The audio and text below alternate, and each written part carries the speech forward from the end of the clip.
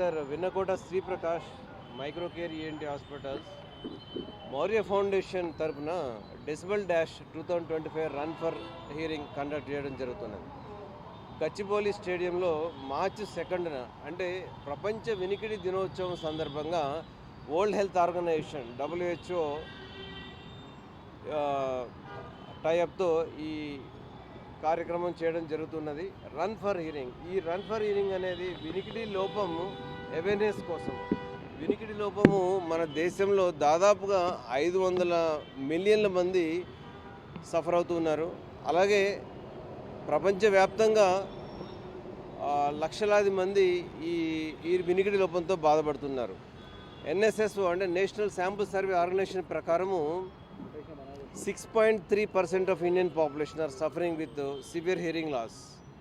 అలాగే NSSO మరో లెక్క ప్రకారము ప్రతి 1,00,000 మందిలో 291 మంది సివియర్ ప్రొఫౌండ్ హియరింగ్ లాస్తో బాధపడుతున్నారు. అంటే వీళ్ళందరికీ కూడా ఏదో ఒక రూపంలో హియరింగ్ ట్రీట్మెంట్ చేయాల్సిన అవసరం ఉంది.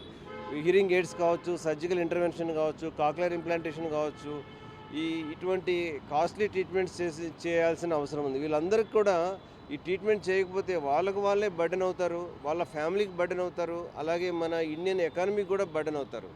కాబట్టి గవర్నమెంట్ కూడా ఇనిషియేటివ్ తీసుకొని అందరికీ వినికిడి లోపం రాకుండానే ముందుగానే డయాగ్నోసిస్ చేస్తే, ఎర్లీ డిటెక్షన్ చేస్తే, కరెక్ట్గా ట్రీట్మెంట్ ఇస్తే దాదాపుగా 70% ఆఫ్ ది పీపుల్లో కూడా మన వినికిడి లోపాన్ని అరికట్టవచ్చు.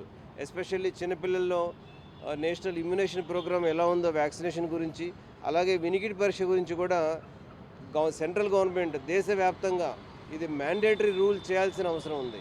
అంటే పుట్టిన తర్వాత హాస్పిటల్ నుంచి బేబీ ఇంటికి వెళ్ళే లోపుగానే ఈ వినికిడి పరీక్ష చేస్తే ఎర్లీగా డయాగ్నోసిస్ చేసినప్పుడు వితిన్ 1 year లోపు కనుక ట్రీట్మెంట్ ఇస్తే వినికిడితో పాటుగా స్పీచ్ కూడా బాగా డెవలప్ అవుతుంది. ఎప్పుడైతే ఎర్లీ డయాగ్నోసిస్ చేయమో, ఆ బేబీని అలా వదిలేస్తామో ఆ బేబీకి వినికిడి పోతుంది, అలాగే స్పీచ్ కూడా డెవలప్ కాకుండా పుట్టు చెవుడు మూగతో ఉంటారనమాట.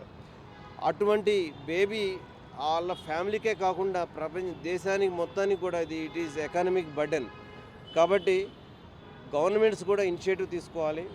అలాగే సౌండ్ పొల్యూషన్ ఈరోజు WHO లెక్కల ప్రకారము ప్రపంచవ్యాప్తంగా దాదాపుగా 1 billion people, 1 billion youth are at risk of severe hearing loss. అంటే వాళ్ళు యూత్ ఎస్పెషల్లీ ఈ రోజుల్లో వీడియో గేమ్స్ ఆడడము, ఇయర్బడ్స్లో మ్యూజిక్ 24 hours వినడము, అది కూడా లౌడ్ సౌండ్తో వినడము చేస్తున్నారు. దీనివల్ల 1 బిలియన్ యూత్ హీరింగ్ లాస్తో ఎఫెక్ట్ అయ్యే అవకాశం ఉంది. వాళ్ళందరూ కూడా ఒకసారి హీరింగ్ లాస్ అంటే వినికిడి లోపం జరిగిందంటే వినికిడి నరాలు ఎప్పుడైతే డ్యామేజ్ అవుతాయో that is damaged for ever, మళ్ళీ ఎప్పటికీ రాదు. దానికి హీరింగ్ ఎయిడ్ పెట్టుకోవాల్సిందే తప్పనిసరిగా. కాబట్టి వినికిడి నరాన్ని కాపాడుకోవాల్సిన బాధ్యత చాలా ఉంది.